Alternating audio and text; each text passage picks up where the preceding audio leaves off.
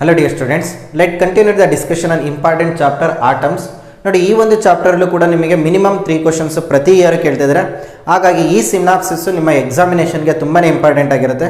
ನಾನು ಏನೇನು important synopsis ಅದನ್ನ ಎಕ್ಸ್ಪ್ಲೈನ್ ಮಾಡ್ತಾ ಹೋಗ್ತೀನಿ. ನೋಡಿ first atom start with the alpha scattering experiment. ಇದನ್ನ ರುದರ್ಫೋರ್ಡ್ ಸ್ಕ್ಯಾಟರಿಂಗ್ ಅಂತಾನೆ ಕರೀತಾರೆ.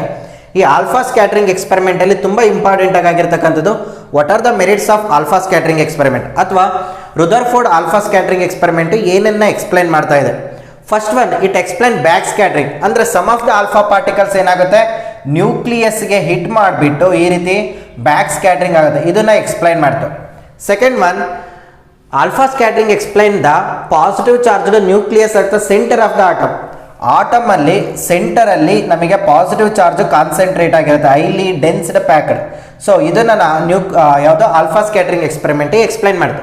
ನೆಕ್ಸ್ಟ್ ಆಟಮ್ ಅಲ್ಲಿ ಇರ್ತಕ್ಕಂತಹ ನ್ಯೂಕ್ಲಿಯಸ್ ಸೆಂಟರ್ ಅಲ್ಲಿ ಇದೆ, it is highly dense almost all part of the atom. ಈ ಸ್ಪೇಸ್ ಏನಾಗಿದೆ ಎಂಟಿ ಸ್ಪೇಸ್ ಇದೆ ಅನ್ನೋದನ್ನ ಎಕ್ಸ್ಪ್ಲೈನ್ ಮಾಡ್ತು. That is empty space it explain by the alpha scattering experiment. Next electrons ನ್ಯೂಕ್ಲಿಯಸ್ನ ಸುತ್ತ ಸರ್ಕ್ಯುಲರ್ ಆರ್ಬಿಟಲ್ಲಿ ರಿವಾಲ್ವ್ ಆಗ್ತಿದೆ because of there is a coulombic attractive force between the nucleus and the electron. ಇದನ್ನು ಕೂಡ ಯಾವುದು ಆಲ್ಫಾ ಸ್ಕ್ಯಾಟರಿಂಗ್ ಎಕ್ಸ್ಪೆರಿಮೆಂಟ್ ಎಕ್ಸ್ಪ್ಲೈನ್ ಮಾಡ್ತೀವಿ. ಇವು merits of the alpha scattering experiment. ಹಾಗಾದ್ರೆ demerits is important. It does not explain the stability of the atom. Alpha scattering experiment ಸ್ಟೆಬಿಲಿಟಿನ explain ಮಾಡಲಿಲ್ಲ, ಇದನ್ನ ನೀವು ನೆನ್ಪಿಟ್ಕೋಬೇಕು. ಓಕೆ ನೋಡಿ ಇಲ್ಲಿ ಸರ್ಕ್ಯುಲರ್ ಆರ್ಬಿಟ್ ಅಂತ ಅಂತು, ಬಟ್ ಇದನ್ನ ಸ್ಟೇಷನರಿ ಆರ್ಬಿಟ್ ಅಂತ ಎಕ್ಸ್ಪ್ಲೈನ್ ಮಾಡಿಲ್ಲ, ಇದನ್ನು ಕೂಡ ನೆನ್ಪಿಟ್ಕೋಬೇಕು. ಸ್ಟೇಷನರಿ ಆರ್ಬಿಟ್ ನ ಎಕ್ಸ್ಪ್ಲೈನ್ ಮಾಡಿದ್ದು ಬೋರ್ಸ್ ಅಟಾಮಿಕ್ ಮಾಡೆಲ್. ಸೊ ಈ 4 points merit, this is the demerit. ಹಾಗಾದ್ರೆ ಆಲ್ಫಾ ಸ್ಕ್ಯಾಟರಿಂಗ್ ಎಕ್ಸ್ಪೆರಿಮೆಂಟ್ ಅಲ್ಲಿ number of alpha particle scattered angle ಮೇಲೆ ಹೇಗೆ ಡಿಪೆಂಡ್ ಆಗಿದೆ, ಥೀಟಾ ಅಂದ್ರೆ ಸ್ಕ್ಯಾಟರಿಂಗ್ ಆಗಿದೆ. So number of alpha particles is inversely proportional to sin to the power of 4 theta by 2. ನೆನ್ಪಿಟ್ಕೊಳ್ಳಿ, sin to the power of 4 theta by 2. ನಿಮಗೆ angle ಕೊಟ್ಬಿಡ್ತಾರೆ, say for example theta 90 degree ಕೊಡ್ತಾರೆ ಅಥವಾ 120 degree ಕೊಡ್ತಾರೆ. Ratio of number of atoms ಕೇಳ್ತಾರೆ. ನೋಡಿ ratio of number of atoms n1/n2 is equal to sin to the power of 4 theta 2/2 theta 1/2, ಯಾಕಂದ್ರೆ inversely proportional. Say for example theta 1 90 degree ಕೊಟ್ಟರು, theta 2 120 degree ಕೊಟ್ಟರು. ಇಲ್ಲಿ 90 degree substitute ಮಾಡಿ 45 ಆಗುತ್ತೆ, 45 ಆಗುತ್ತೆ, ಮತ್ತೆ 1/√2 ಆಗುತ್ತೆ, ಟು ದಿ ಪವರ್ ಆಫ್ 4 ಮಾಡಿ. ಹಾಗಾಗಿ ratio of number of alpha particle scattered ಸಿಗುತ್ತೆ. ಈ ಫಾರ್ಮುಲಾ ನೆನ್ಪಿಟ್ಕೊಳ್ಳಿ, ಎಷ್ಟು number of alpha particle scatter ಆಗಿದೆ ಅನ್ನೋದು ತಿಳಿಯುತ್ತೆ. ಗ್ರಾಫಿಕಲ್ ರೆಪ್ರೆಸೆಂಟೇಷನ್ ಹೇಗಿರುತ್ತೆ ನೋಡಿ, number of alpha particle decreases as the scattering angle increases. ಅಂದ್ರೆ ಇದರ ಅರ್ಥ 180 ಡಿಗ್ರಿ ಸ್ಕ್ಯಾಟರಿಂಗ್ ಆಗ್ತಕ್ಕಂತಹ ಆಲ್ಫಾ ಪಾರ್ಟಿಕಲ್ ತುಂಬಾ ಕಡಿಮೆ ಇರುತ್ತೆ, more number of alpha particle forward scattering ಆಗುತ್ತೆ. ಈಗ ಇದು ನ್ಯೂಕ್ಲಿಯಸ್ ಗೋಲ್ಡ್ ಫಾಯಿಲ್ ಇದೆ ಅಂತ ತಿಳ್ಕೊಳ್ಳಿ, more number of alpha particle ಬಂದಿರೋ ಡೈರೆಕ್ಷನ್ ಅಲ್ಲೇ ಪಾಸ್ ಆಗುತ್ತೆ, some of the alpha particle ಮಾತ್ರ ಬ್ಯಾಕ್ ಸ್ಕ್ಯಾಟರಿಂಗ್ ಆಗುತ್ತೆ ಅನ್ನೋದನ್ನ ಎಕ್ಸ್ಪ್ಲೈನ್ ಮಾಡುತ್ತಿದೆ. That is inversely proportional. ಅದನ್ನ ನಿಮಗೆ ಗೊತ್ತಿದೆ, 8000 ಆಲ್ಫಾ ಪಾರ್ಟಿಕಲ್ಸ್ ಅಲ್ಲಿ ಒಂದು ಆಲ್ಫಾ ಪಾರ್ಟಿಕಲ್ ನಮಗೆ ಬ್ಯಾಕ್ ಸ್ಕ್ಯಾಟರಿಂಗ್ ಆಗುತ್ತೆ, remaining almost all alpha particle ಬಂದಿರತಕ್ಕಂಥ ಡೈರೆಕ್ಷನ್ ಅಲ್ಲೇ ಪಾಸ್ ಆಗುತ್ತೆ. Means theta is equal to 0 degree. More number of alpha particle undergo forward scattering, only 8000 alpha particle ಅಲ್ಲಿ ಒಂದು alpha particle back scattering ಆಗುತ್ತೆ. So graphical representation ಕೂಡ direct ಆಗಿ ನಿಮ್ಮ examination ಅಲ್ಲಿ ಕೇಳ್ಬೋದು. ನೆನ್ಪಿಟ್ಕೊಳ್ಳಿ, ಆಲ್ಫಾ ಪಾರ್ಟಿಕಲ್ ಅಂತ ಹೇಳಿದ್ರೆ ಆಲ್ಫಾ ಪಾರ್ಟಿಕಲ್ ಅಂದ್ರೆ ಹೀಲಿಯಂ ನ್ಯೂಕ್ಲೈ He2 4. ಹಾಗಾಗಿ ಇದರಲ್ಲಿ 2 ಪ್ರೋಟಾನ್ಸ್ 2 ನ್ಯೂಟ್ರಾನ್ಸ್ ಇರುತ್ತೆ, ಯಾವುದೇ ರೀತಿ ಎಲೆಕ್ಟ್ರಾನ್ಸ್ ಇರಲ್ಲ. ಇದನ್ನ ನೀಟ್ ಎಕ್ಸಾಮಿನೇಷನ್ ಅಲ್ಲಿ ಕೇಳಿದ್ದಾರೆ, ಹಾಗಾಗಿ CET important. Alpha particle is nothing but helium nuclei. It contains only 2 protons and 2 neutrons, there is no electrons at all. ಈ ಕಾನ್ಸೆಪ್ಟ್ ನಿಮ್ಮ ರುದರ್ಫೋರ್ಡ್ ಆಲ್ಫಾ ಸ್ಕ್ಯಾಟರಿಂಗ್ ಬಗ್ಗೆ ಇಂಪಾರ್ಟೆಂಟ್. ನ್ಯೂಕ್ಲಿಯಸ್ ಯಾರು ಡಿಸ್ಕವರಿ ಮಾಡಿದ್ದು ಅಂದ್ರೆ nucleus is discovered by Rutherford. ಇಷ್ಟು concept ನ ನೀವು alpha scattering experiment ಅಲ್ಲಿ ತಿಳ್ಕೊಳ್ಳಿ. ಇಲ್ಲಿ ಯಾವ ಫಾಯಿಲ್ ನ ಯೂಸ್ ಮಾಡಿದ್ದು, ಗೋಲ್ಡ್ ಫಾಯಿಲ್ ನ ಯೂಸ್ ಮಾಡಿದ್ರು, ನೆನ್ಪಿಟ್ಕೊಳ್ಳಿ, this is the gold foil. ಹಾಗಾದ್ರೆ ಆಲ್ಫಾ ಸ್ಕ್ಯಾಟರಿಂಗ್ ಎಕ್ಸ್ಪೆರಿಮೆಂಟ್ ಅಲ್ಲಿ ಒಂದು ಸ್ಕ್ರೀನ್ ನ ಯೂಸ್ ಮಾಡ್ತಾರೆ, number of alpha particle screen ಮೇಲೆ ಬೀಳುತ್ತೆ. ಈ ಸ್ಕ್ರೀನ್ ಏನಂದ್ರೆ ಜಿಂಕ್ ಸಲ್ಫೈಡ್ ಸ್ಕ್ರೀನ್, ಇದನ್ನ ನೆನ್ಪಿಟ್ಕೊಳ್ಳಿ. The screen is zinc sulphide screen, scintillator ಅಂತ ಕರೀತಾರೆ. ಸಿಂಟಿಲೇಟರ್ ಅಂದ್ರೆ ಆಲ್ಫಾ ಪಾರ್ಟಿಕಲ್ ಈ ಜಿಂಕ್ ಸಲ್ಫೈಡ್ ಸ್ಕ್ರೀನ್ ಮೇಲೆ ಬಿದ್ದಾಗ ಫ್ಲಾಶಸ್ ಆಫ್ ಲೈಟ್ ಎಮಿಟ್ ಆಗುತ್ತೆ, ಆಗ ನಮಗೆ ಆಲ್ಫಾ ಪಾರ್ಟಿಕಲ್ ಬಿದ್ದಿದೆ ಅಂತ ಗೊತ್ತಾಗುತ್ತೆ. ಸ್ಕ್ರೀನಿನ ನೇಮು ಎಲಿಮೆಂಟ್ ಯಾವುದು, ಜಿಂಕ್ ಸಲ್ಫೈಡ್, ಇದನ್ನು ಕೂಡ important. So this is about alpha scattering experiment. Next concept from the chapter atoms. This is very important. 4 times NEET examination ಅಲ್ಲಿ ಬಂದಿದೆ, ಹಾಗಾಗಿ ನಿಮ್ಮ CET ಎಕ್ಸಾಮಿನೇಷನ್ಗೂ ಇಂಪಾರ್ಟೆಂಟು. ಸೋ ಮೆನಿ ಮಾಡಲ್ ಪೇಪರಲ್ಲಿ ಈ ಕ್ವಶನ್ಸ್ ಇದೆ. Distance of closest approach. ನೋಡಿ, ಡಿಸ್ಟೆನ್ಸ್ ಆಫ್ ಕ್ಲೋಸೆಸ್ಟ್ ಅಪ್ರೋಚ್ ಅಂದರೆ alpha particle helium nuclei, ಹಾಗಾಗಿ ಇದು ಪಾಸಿಟಿವ್ ಚಾರ್ಜು. ಗೋಲ್ಡ್ ಫಾಯಿಲ್ ಹತ್ತಕ್ಕೆ ಬರುತ್ತೆ, ಇದು ಕೂಡ ಪಾಸಿಟಿವ್ ಚಾರ್ಜ್. ಪಾಸಿಟಿವ್ ರಿಪಲ್ಷನ್ ಆಗುತ್ತೆ. ಯಾವುದೋ ಒಂದು ಪಾಯಿಂಟಲ್ಲಿ ಬರ್ತಕ್ಕಂಥ ಆಲ್ಫಾ ಪಾರ್ಟಿಕಲ್ನ ಕೈನೆಟಿಕ್ ಎನರ್ಜಿ ಕಂಪ್ಲೀಟ್ಲಿ ಝೀರೋ ಆಗಿಬಿಡುತ್ತೆ. Okay, at a certain point from the nucleus kinetic energy of the alpha particle is completely become zero. This kinetic energy is converted into potential energy. ಆ ಒಂದು point ಇಂದ centre of the ನ್ಯೂಕ್ಲಿಯಸ್ಗೆ ಇರ್ತಕ್ಕಂಥ distance ನಾವು distance of closest approach ಅಂತ ಕರಿತೀವಿ. ನೋಡಿ, ಈ ಒಂದು ಪರ್ಟಿಕ್ಯುಲರ್ ಪಾಯಿಂಟ್ ಇದೆಯಲ್ವಾ, ಈ ಪಾಯಿಂಟ್ ಅಲ್ಲಿ kinetic energy is equal to potential energy ಆಗಿರುತ್ತೆ. ನಮಗೆ ಪೊಟೆನ್ಷಿಯಲ್ ಎನರ್ಜಿ ಅಂದ್ರೆ ಗೊತ್ತಿದೆ. Formula for potential energy is 1/4πε0 Q1 Q2 divided by R. Q1 ಅಂದ್ರೆ ಆಲ್ಫಾ ಪಾರ್ಟಿಕಲ್ ಅಂತಾನೆ ತಗೋಣ. ಅದರ್ವೈಸ್ ನಾವು ಯಾವುದೋ ಒಂದು ಪಾಸಿಟಿವ್ ಪಾರ್ಟಿಕಲ್ ಅಂತ ತಗೋಣ. ನಿಮಗೆ ಗೊತ್ತಿದೆ ನ್ಯೂಕ್ಲಿಯಸ್ಸಿನ ಚಾರ್ಜ್ Z ಟೈಮ್ಸ್ E ಆಗಿರುತ್ತೆ. This is the nucleus charge plus Z times E. ಹಾಗಾಗಿ ನಾನು ಇನ್ಕಮಿಂಗ್ ಪಾರ್ಟಿಕಲ್ ಒಂದು Z1 ಟೈಮ್ಸ್ E ಚಾರ್ಜ್ ಇದೆ, ಯಾವುದೋ ಒಂದು ಪಾಸಿಟಿವ್ ಚಾರ್ಜ್. ಇದು ಕೂಡ ಒಂದು ಪಾಸಿಟಿವ್ ಚಾರ್ಜ್, ಹಾಗಾಗಿ Z1E ಇದ್ರದ್ದು Z2E ಅಂತ ತಗೊಂಡಿದ್ದೀನಿ. ಡಿವೈಡೆಡ್ ಬೈ ಡಿಸ್ಟೆನ್ಸ್, ನೋಡಿ ಡಿಸ್ಟೆನ್ಸ್ನ R0 ಅಂತ ತಗೊಂಡಿದ್ದೀನಿ.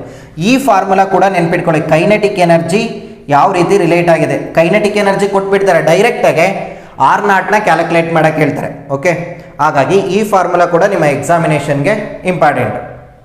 ಇದು ಜನರಲ್ ಎಕ್ಸ್ಪ್ರೆಷನ್. ಪರ್ಟಿಕ್ಯುಲರ್ ಆಗಿ ನಾನು ತಗೊಂಡಾಗ ಕೈನೆಟಿಕ್ ಎನರ್ಜಿ ಗೊತ್ತಿದೆ, ½ mv² 1/4πε0. Z1 ಆಲ್ಫಾ ಪಾರ್ಟಿಕಲ್ಸ್ ಅಂದರೆ ಹೀಲಿಯಂ ನ್ಯೂಕ್ಲಿಯೈ. ಚಾರ್ಜ್ ಎಷ್ಟಾಗಿದೆ ಇಲ್ಲಿ, Z ನಂಬರ್ ಎಷ್ಟಿದೆ 2, ಹಾಗಾಗಿ 2 ಟೈಮ್ಸ್ E ಆಗಿದೆ. ನೋಡಿ, ನಾನು 2 ಟೈಮ್ಸ್ E ಸಬ್ಸ್ಟಿಟ್ಯೂಟ್ ಮಾಡಿದ್ದೀನಿ. ಇಲ್ಲಿ 2 ಟೈಮ್ಸ್ E ಇದೆ, ಹಾಗಾಗಿ E² ಇದೆ. ಇದು E². ಗೋಲ್ಡಿಗೆ Z ನಂಬರು 79, ಹಾಗಾಗಿ 79 ಸಬ್ಸ್ಟಿಟ್ಯೂಟ್ ಮಾಡಿದ್ರೆ ಇವೆರಡು ನೆನ್ಪಿಟ್ಕೊಳ್ಳಿ, ಆಲ್ಫಾ ಪಾರ್ಟಿಕಲ್ ಮತ್ತು ಗೋಲ್ಡ್ ಫೈಲ್. ಸೊ ಹಾಗಾಗಿ R ½ mv² is equal to 1/4πε0 Z1 Z2 E² divided by R0. This is the expression. ಇದು ಒಂದು ಎಕ್ಸ್ಪ್ರೆಷನ್ ನೆನ್ಪಿಟ್ಕೋಬೇಕು. ವೆಲಾಸಿಟಿ ಏನಾದರೂ ಕ್ಯಾಲ್ಕುಲೇಟ್ ಮಾಡಕ್ಕೆ ಹೇಳಿದ್ರೆ. ಹಾಗಾದರೆ ಡಿಸ್ಟೆನ್ಸ್ ಆಫ್ ಕ್ಲೋಸೆಸ್ಟ್ ಅಪ್ರೋಚ್ R0ನ ನಾನು ಈ ಕಡೆ ತೊಗೊಂಡಿದ್ದೀನಿ, ರಿಮೈನಿಂಗ್ ಥಿಂಗ್ಸ್ನ ಇಲ್ಲಿ ತೊಗೊಂಡಿದ್ದೀನಿ. ನೋಡಿ, this is very important. R0 is inversely proportional to mass. ನೋಡಿ, R0 ಯಾವ ರೀತಿ ಪ್ರಪೋರ್ಷನಲ್ ಆಗಿದೆ, ಮಾಸ್ ಮೇಲೆ ಇನ್ವರ್ಸ್ಲಿ ಪ್ರಪೋರ್ಷನಲ್. ಅದೇ ರೀತಿ R0 is inversely proportional to V². ನೋಡಿ, R0 is inversely proportional to V². ನಾನೇನಾದರೂ R0ನ ಈ ಕೇಸಲ್ಲಿ ಇಲ್ಲಿ ತಗೊಂಡಾಗ Z1 ಮತ್ತು Z2 ಮೇಲೆ ಪ್ರಪೋರ್ಷನಲ್ ಆಗಿದೆ. R0 is proportional to directly proportional to Z1 into Z2. ಅರ್ಥ ಆಗ್ತಿದೆಯಲ್ಲ? Atomic number, product of the atomic number ಮೇಲೆ ಡಿಪೆಂಡ್ ಆಗಿದೆ. ಈ ಟರ್ಮ್ಗಳು ತುಂಬಾ ಇಂಪಾರ್ಟೆಂಟು. ಯಾವ ರೀತಿ distance of closest approach mass ಮೇಲೆ ಡಿಪೆಂಡ್ ಆಗಿದೆ, speed of the incoming particle ಮೇಲೆ ಡಿಪೆಂಡ್ ಆಗಿದೆ, ಅದೇ ರೀತಿ Z1 ಮತ್ತು Z2 ಮೇಲೆ ಡಿಪೆಂಡ್ ಆಗಿದೆ. ಸೊ ಈ ಫಾರ್ಮುಲಾ ನೆನ್ಪಿಟ್ಕೊಳ್ಳಿ. ಜಸ್ಟ್ ಕಾನ್ಸೆಪ್ಟ್ ಏನಂದರೆ kinetic energy is equal to potential energy ಆಗಿರಬೇಕು. ಪೊಟೆನ್ಷಿಯಲ್ ಎನರ್ಜಿಗೆ 1/4πε0 Q1 Q2 by R is the formula. Q1 ಅಂದರೆ charge of the incoming particle, Q2 ಅಂದರೆ ಚಾರ್ಜ್ ಆಫ್ ದ ಟಾರ್ಗೆಟ್, ಯಾವುದಕ್ಕೆ ನಾವು ಹಿಟ್ ಮಾಡ್ತಾ ಇದೀವ ಅದರದ್ದು. ಆಲ್ಮೋಸ್ಟ್ ನಾವು ನ್ಯೂಕ್ಲಿಯಸ್ನ ಯೂಸ್ ಮಾಡೋದ್ರಿಂದ Z1 ಟೈಮ್ಸ್ E ಆಗಿರುತ್ತೆ, Z2 times E. Atomic number different ಕೊಟ್ಟರೆ Z1 Z2 ಸಬ್ಸ್ಟಿಟ್ಯೂಟ್ ಮಾಡಿ. ಸ್ಟ್ಯಾಂಡರ್ಡ್ ನಿಮಗೆ ಆಲ್ಫಾ ಪಾರ್ಟಿಕಲ್ ಮತ್ತು ಗೋಲ್ಡನ್ನೇ ಕೊಡ್ತಾರೆ. So this is the concept regarding distance of closest approach. Okay, next important concept impact parameter. ಇದನ್ನು already ನಿಮ್ಮ KCET ಎಕ್ಸಾಮಿನೇಷನಲ್ಲಿ ಕೇಳಿದರೆ. Concept ಏನಪ್ಪ ಅಂದರೆ, ನೋಡಿ, this is the gold file. Nucleus ಅಲ್ವಾ ಗೋಲ್ಡ್ ಫೈಲ್ ಅಂದರೆ.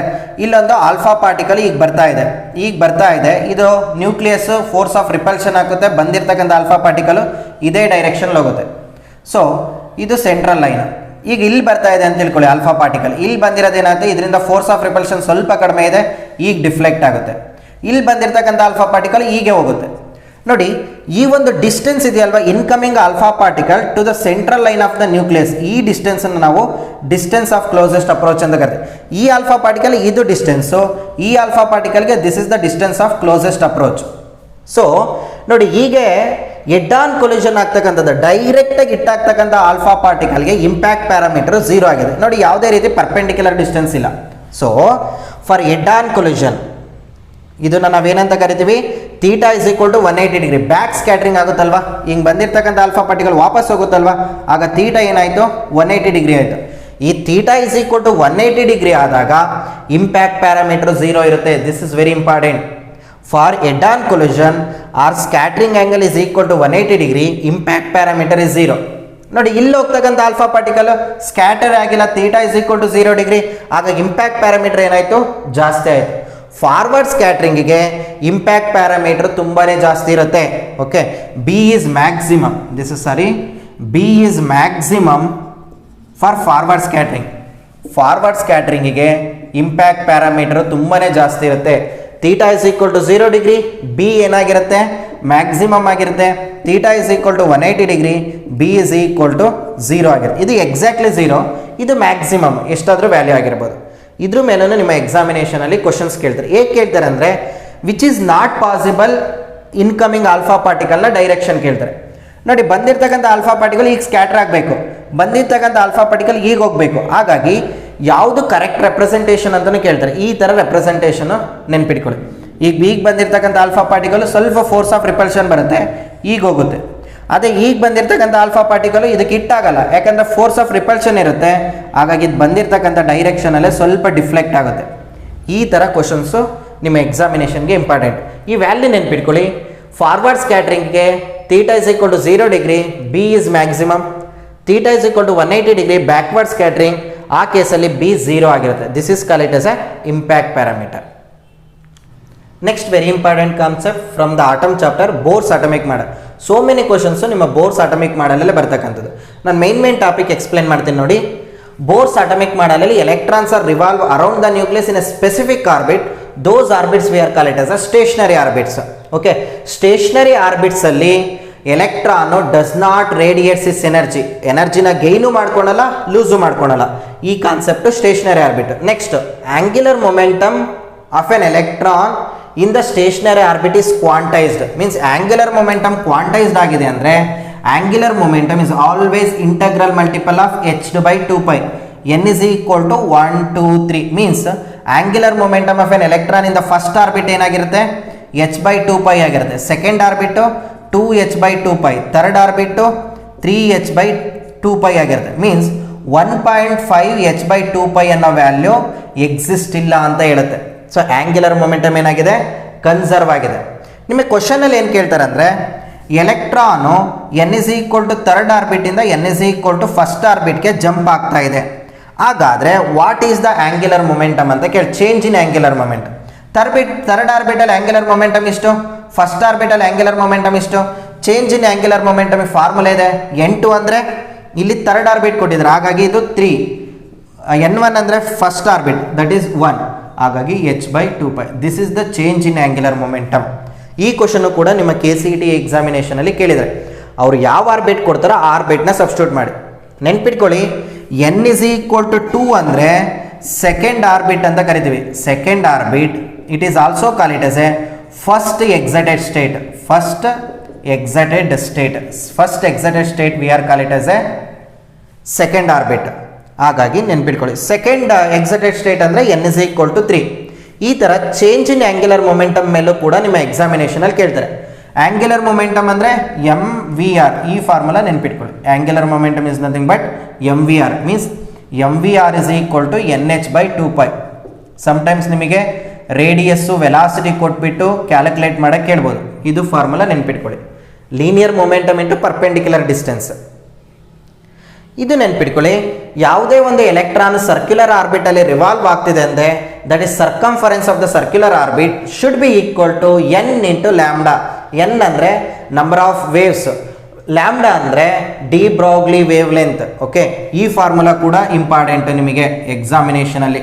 ಯಾವುದೇ ಒಂದು ಎಲೆಕ್ಟ್ರಾನಿಗೆ ರಿವಾಲ್ವ್ ಆಗ್ತಿದೆ ಅಂದರೆ ಸರ್ಕ್ಯುಲರ್ ಆರ್ಬಿಟಲ್ಲಿ ನಾವು ಈ ರೀತಿ ನಂಬರ್ ಆಫ್ ವೇವ್ಸ್, ಸ್ಟೇಷನರಿ ವೇವ್ಸ್ನ ಈ ರೀತಿ ರೆಪ್ರೆಸೆಂಟ್ ಮಾಡ್ಬೋದು. Okay, n is the number of waves, lambda is the de Broglie wavelength, r is the radius. ಈ ಫಾರ್ಮುಲಾ ಕೂಡ ನೆನ್ಪಿಟ್ಕೊಳ್ಳಿ.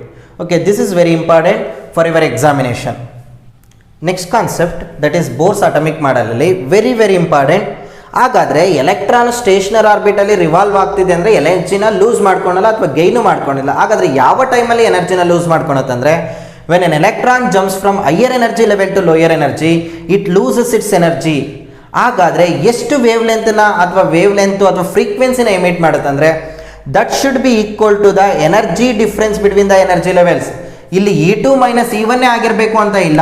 ಫಾರ್ ಎಕ್ಸಾಂಪಲ್ ಎಲೆಕ್ಟ್ರಾನ್ ಏನಾದರೂ ಥರ್ಡ್ ಎನರ್ಜಿ ಲೆವೆಲಿಂದ ಫಸ್ಟ್ ಎನರ್ಜಿ ಲೆವೆಲ್ಗೆ ಜಂಪ್ ಆಗ್ತಿದೆ ಅಂದರೆ ಎಷ್ಟು ಎನರ್ಜಿನ ರಿಲೀಸ್ ಮಾಡುತ್ತೆ that is equal to h nu, that is equal to E3 minus E1 ಆಗಿರುತ್ತೆ. ಫ್ರೀಕ್ವೆನ್ಸಿ ಎಸ್ಟಿಮೇಟ್ ಮಾಡುತ್ತೆ, frequency is equal to E3 minus E1 divided by h ಆಗಿರುತ್ತೆ. ಫ್ರೀಕ್ವೆನ್ಸಿ ಬಂದಿದೆ ಅಂದರೆ ನೀವು ವೇವ್ ಲೆಂತ್ ಕ್ಯಾಲ್ಕುಲೇಟ್ ಮಾಡ್ಬೋದು, nu is equal to c divided by lambda. This is very very important question, ನೆನ್ಪಿಟ್ಕೋಬೇಕು ನೀವು. Okay, ಹಾಗಾದರೆ E3 minus E1 ಆಯ್ತು. ಈನ ಹೇಗೆ ಕ್ಯಾಲ್ಕುಲೇಟ್ ಮಾಡ್ತೀವಿ ಅಂದರೆ energy is equal to in the nth orbit minus 13.6 divided by n square EV. This is for hydrogen atom. This is the energy for the hydrogen atom minus 13.6 divided by n square EV. n is equal to 1 substitute ಮಾಡಿದರೆ E1 ಸಿಗುತ್ತೆ, n is equal to 3 substitute ಮಾಡಿದರೆ ನಿಮಗೆ E3 ಸಿಗುತ್ತೆ. ಇದನ್ನು subtract ಮಾಡಿದರೆ ಎಷ್ಟು energy release ಆಗಿದೆ ಅನ್ನೋದು ಸಿಗುತ್ತೆ. ಅದು ಕರೆಸ್ಪಾಂಡಿಂಗ್ ಆಗಿ ನೀವು ಫ್ರೀಕ್ವೆನ್ಸಿನೂ ಕ್ಯಾಲ್ಕುಲೇಟ್ ಮಾಡ್ಕೋಬೋದು. ಓಕೆ, ಇದು ವೆರಿ ವೆರಿ ಇಂಪಾರ್ಟೆಂಟ್ ಫಾರ್ಮುಲಾ, ನಿಮ್ಮ ಎಕ್ಸಾಮಿನೇಷನಲ್ಲಿ ತುಂಬಾ ಕೇಳ್ತಕ್ಕಂಥ ಫಾರ್ಮುಲಾ. ಇಲ್ಲಿ ಇನ್ನೊಂದೇನಪ್ಪ ಅಂತ ಅಂದರೆ ಈ ಫಾರ್ಮುಲಾ ನೆನ್ಪಿಟ್ಕೊಳ್ಳಿ, ಎಚ್ ಸಿ ವ್ಯಾಲ್ಯೂ ಏನಾಗಿರುತ್ತೆ ನೋಡಿ. ಎಚ್ ಸಿ ಅನ್ನೋದು constant, Planck constant, speed of light. ಇದ್ರ ವ್ಯಾಲ್ಯೂ 1240 ಎಲೆಕ್ಟ್ರಾನ್ ವೋಲ್ಟ್ ನ್ಯಾನೋಮೀಟರ್. ತುಂಬಾ ಯೂಸ್ ಆಗುತ್ತೆ ಈ ವ್ಯಾಲ್ಯೂ ನೆನ್ಪಿಟ್ಕೊಳ್ಳಿ. H C value 1240 electron volt nanometre. ಈ ವ್ಯಾಲ್ಯೂ ಸುಮಾರು ಕೇಸಲ್ಲಿ ನೀವು ಸಬ್ಸ್ಟಿಟ್ಯೂಟ್ ಮಾಡಬೇಕಾಗತ್ತೆ, ಹಾಗಾಗಿ ಡೈರೆಕ್ಟಾಗಿ ನೆನ್ಪಿಟ್ಕೊಳ್ಳಿ. ಸೊ ಹಾಗಾದರೆ ಎಲೆಕ್ಟ್ರಾನು ಹೈಯರ್ ಎನರ್ಜಿ ಲೆವೆಲಿಂದ ಲೋಯರ್ ಎನರ್ಜಿ ಲೆವೆಲ್ಗೆ ಜಂಪ್ ಆಗ್ತಿದೆ ಅಂದರೆ is call it as a transition. When an electron transit from E2 to E1 or higher energy level to lower energy level, it emits the radiation of frequency nu that is equal to E2 minus E1. ಇದು 2ನೇ ಆಗಿರಬೇಕು 1ನೇ ಆಗಿರಬೇಕಂತಿಲ್ಲ, ಅವ್ರು ಯಾವ energy level ಕೊಟ್ಟಿರ್ತಾರ ಆ energy ಲೆವೆಲ್ನ ನೀವು ತಗೋಬೇಕಾಗುತ್ತೆ. Next very important concept from the chapter atoms is expression for radius. ನೋಡಿ, ರೇಡಿಯಸ್ ಎಕ್ಸ್ಪ್ರೆಷನ್ನಲ್ಲಿ ಎನ್ ಮೇಲೆ ಮತ್ತು ಝೆಡ್ ಮೇಲೆ ಹೇಗೆ ಡಿಪೆಂಡೆಡ್ ಆಗಿದೆ ನೀವು ತಿಳ್ಕೊಳ್ಳಿ. ನೋಡಿ, radius of the nth orbit of the hydrogen atom is n square h square epsilon naught pi m Z e square. ಇಲ್ಲಿ ಎಚ್ ಅನ್ನೋದು constant, Planck constant, epsilon naught constant, pi m mass of the electron, e is also constant. ನೋಡಿ, ಇವೆಲ್ಲ substitute ಮಾಡಿದರೆ ನಿಮಗೆ 0.53 ಆಂಗ್ಸ್ಟ್ರಾಂಗ್ ಬರುತ್ತೆ. So ಇಲ್ಲಿ radius of the nth orbit for a generally hydrogen like ಆಟಮ್ಸ್ಗೆ 0.53 angstrom n square divided by Z square ಥರ depend ಆಗಿದೆ. So radius is proportional to n square. Principal quantum number ಮೇಲೆ ಹೇಗೆ ಡಿಪೆಂಡ್ ಆಗಿದೆ? Directly proportional to square of the n. Okay, ಹಾಗಾದರೆ Z is equal to 1 for hydrogen atom.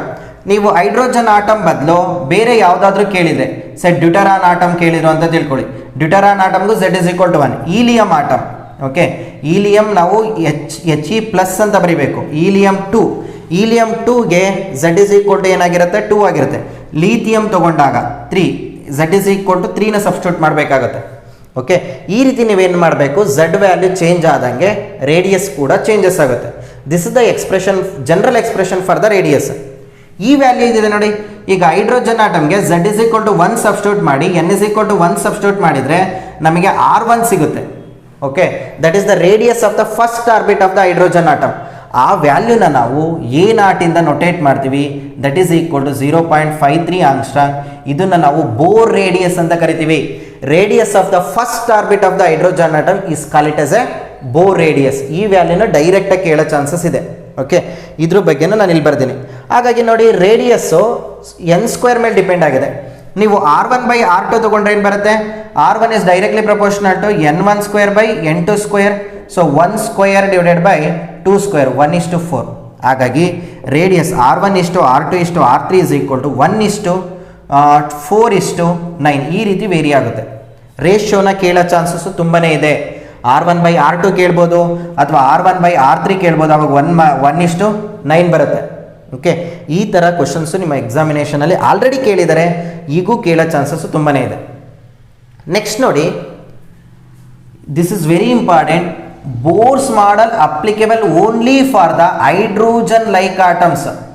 Hydrogen like atoms. Like atoms. Hydrogen like atoms ಅಂದರೆ one electron atom ಅಂತ ಕರಿತೀವಿ. One electron atom, ಒಂದೇ ಒಂದು electron ಇರಬೇಕು ಅದರಲ್ಲಿ. ನೀವು ಹೈಡ್ರೋಜನ್ ತಗೊಳ್ಳಿ, H11 ಒಂದೇ ಒಂದು ಎಲೆಕ್ಟ್ರಾನ್ ಇದೆ. ಓಕೆ, ಇದಕ್ಕೂ ಅಪ್ಲಿಕೇಬಲ್ ಆಗುತ್ತೆ.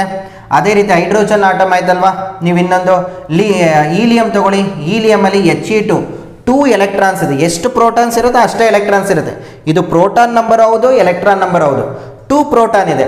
ಹಾಗಾಗಿ ಒಂದು ಎಲೆಕ್ಟ್ರಾನ್ ರಿಮೂವ್ ಮಾಡೋಕ್ಕೆ He+ ಅಂತ ಹಾಕ್ತಾರೆ. ಇಲ್ಲಿ ಎಷ್ಟು ಪ್ಲಸ್ ಹಾಕಿದರೆ ಅಷ್ಟು ಎಲೆಕ್ಟ್ರಾನ್ ರಿಮೂವ್ ಆಯಿತು. ಪ್ಲಸ್ ಹಾಕಿದರೆ ಅಂದರೆ ಒಂದು ಎಲೆಕ್ಟ್ರಾನ್ ರಿಮೂವ್ ಆಯಿತು, ಇನ್ನು ರಿಮೈನಿಂಗು ಒಂದು ಎಲೆಕ್ಟ್ರಾನ್. ಹಾಗಾಗಿ He+ಗೆ ನಮಗೆ ಬೋರ್ಸ್ ಅಟಮಿಕ್ ಮಾಡಲು ಅಪ್ಲಿಕೇಬಲ್ ಆಗುತ್ತೆ. ಈ ಕೇಸಲ್ಲಿ ನೋಡಿ, ಲೀಥಿಯಮಲ್ಲಿ 3 ಎಲೆಕ್ಟ್ರಾನ್ಸ್ ಇದೆ. 2 ಎಲೆಕ್ಟ್ರಾನ್ ರಿಮೂವ್ ಮಾಡೋಕ್ಕೆ ಇಲ್ಲಿ ಪ್ಲಸ್ ಹಾಕ್ತಾರೆ. ಹಾಗಾಗಿ ಲೀಥಿಯಂ ++ಗೆ ಕೂಡ ನಮಗೇನಾಗುತ್ತೆ, ಹೈಡ್ರೋಜನ್ ಲೈಕ್ ಆಟಮ್ ಆಗುತ್ತೆ. ಇದಕ್ಕೂ ಕೂಡ ಬೋರ್ಸ್ ಮಾಡಲು ಅಪ್ಲಿಕೇಬಲ್ ಆಗುತ್ತೆ. ಈಗ ನೀವು ಲೀಥಿಯಂ 3+ ಅಂತ ತಗೊಂಡ್ರೆ ನೋಡಿ, ಇದಕ್ಕೆ ಹೈಡ್ರೋಜನ್ ಮೀನ್ಸ್ ಬೋರ್ಸ್ ಅಟಮಿಕ್ ಮಾಡಲು ಅಪ್ಲಿಕೇಬಲ್ ಆಗಲ್ಲ. ಯಾಕೆ ಅಪ್ಲಿಕೇಬಲ್ ಆಗಲ್ಲ? ಇದರಲ್ಲಿ 3 ಎಲೆಕ್ಟ್ರಾನ್ಸ್ ಇದೆ. 3 ಎಲೆಕ್ಟ್ರಾನ್ಸ್ ಇದೆ, ಒಂದು ಎಲೆಕ್ಟ್ರಾನ್ ರಿಮೂವ್ ಮಾಡಿದರೆ ರಿಮೈನಿಂಗ್ 2. ನಾವು 2 ಎಲೆಕ್ಟ್ರಾನ್ ಸಿಸ್ಟಮ್ಗೆ ಬೋರ್ಸ್ ಅಟಮಿಕ್ ಮಾಡಲು applicable. It is applicable only for the hydrogen like atoms. ಹಾಗಾಗಿ ಇಲ್ಲಿ ಎಷ್ಟು ಪ್ಲಸ್ ಹಾಕಿದ್ದಾರೆ ಅನ್ನೋದು ಕೂಡ ಇಂಪಾರ್ಟೆಂಟ್. 2 ಪ್ಲಸ್ ಹಾಕಿದ್ದಾರೆ ಅಂದರೆ 2 ಎಲೆಕ್ಟ್ರಾನ್ಸ್ನ ರಿಮೂವ್ ಮಾಡಿದ್ದಾರೆ. 2 ಎಲೆಕ್ಟ್ರಾನ್ಸ್ನ ರಿಮೂವ್ ಮಾಡಿದ್ದಾರೆ ಅಂದರೆ 3ರಲ್ಲಿ 2 ಹೋದರೆ 1 ಎಲೆಕ್ಟ್ರಾನ್ ಉಳಿತು. ಹಾಗಾಗಿ ಇದಕ್ಕೆ ಅಪ್ಲಿಕೇಬಲ್ ಆಗುತ್ತೆ. ಬಟ್ ಇಲ್ಲಿ 1+ ಹಾಕಿದ್ದಾರೆ ಅಂದರೆ 1 ಎಲೆಕ್ಟ್ರಾನ್ನ ರಿಮೂವ್ ಮಾಡಿದರೆ 3ಯಲ್ಲಿ 1 ಹೋಯಿತು, 2 ಎಲೆಕ್ಟ್ರಾನ್ ಉಳಿತು. ಹಾಗಾಗಿ ಈ ಕೇಸಲ್ಲಿ ಬೋರ್ಸ್ ಅಟಮಿಕ್ ಮಾಡಲು ಅಪ್ಲಿಕೇಬಲ್ ಆಗಲ್ಲ. ಓಕೆ, ಹಾಗಾಗಿ ಈ ಕೇಸಲ್ಲಿ ಬೋರ್ಸ್ ಅಟಮಿಕ್ ಮಾಡಲು ಅಪ್ಲಿಕೇಬಲ್ ಆಗುತ್ತೆ. ಹಾಗಾದರೆ ನಿಮಗೆ ಕ್ವಶನ್ ಹೇಗೆ ಕೇಳ್ತಾರೆ ಅಂದರೆ, what is the radius of the first orbit of the lithium ++ ಇದ್ರ ಕೇಳ್ತಾರೆ. ನೋಡಿ, ಲೀಥಿಯಂ ++ ಅಂತ ಹೇಳಿರ್ತಾರೆ.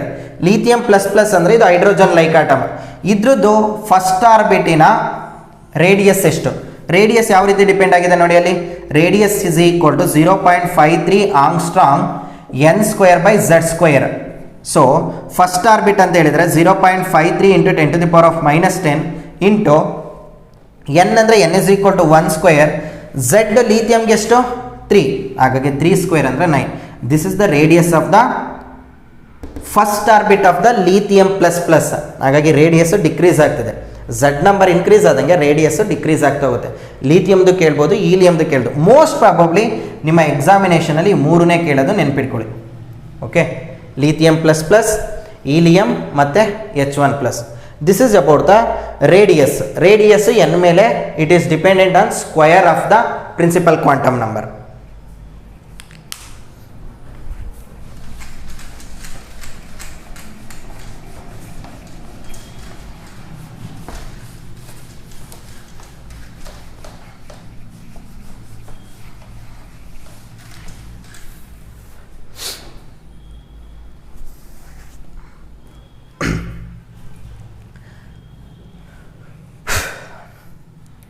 Next topic from the atom, speed of the electron. ನೋಡಿ, ಇಲ್ಲಿ ಜಸ್ಟ್ ಎಕ್ಸ್ಪ್ರೆಷನ್ ನೆನ್ಪಿಟ್ಕೊಳ್ಳಿ. Speed is equal to c/137 z/n. C ಅಂದರೆ ಸ್ಪೀಡ್ ಆಫ್ ಲೈಟ್ 3 × 10⁸ m/s. ಹಾಗಾಗಿ ಸ್ಪೀಡು 3 × 10⁸ 137 z/n. ಸೊ ವಿ ಏನಾಗಿದೆ, ಇನ್ವರ್ಸ್ಲಿ ಪ್ರಪೋರ್ಷನಲ್ ಟು n ಮೇಲೆ depend ಆಗಿದೆ. n ಮೇಲೆ ಹೇಗೆ ಡಿಪೆಂಡ್ ಆಗಿದೆ ಅನ್ನೋದು ಕೂಡ ಇಂಪಾರ್ಟೆಂಟ್.